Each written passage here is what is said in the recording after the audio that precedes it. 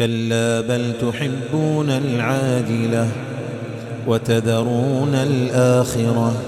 وجوه يومئذ ناظرة إلى ربها ناظرة ووجوه يومئذ باسرة تظن أن يفعل بها فاقرة كلا إذا بلغت التراقي وقيل من راق وظن أنه الفراق والتفت الساق بالساق إلى ربك يومئذ المساق فلا صدق ولا صلى ولكن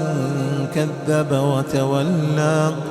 ثم ذهب إلى أهله يتمطى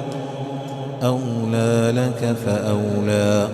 ثم أولى لك فأولى أيحسب الإنسان أن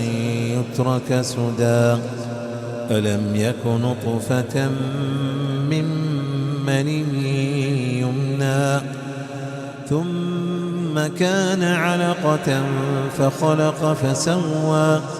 فجعل منه الزوجين الذكر والأنثى أليس ذلك بقادر على أن يحيي الموتى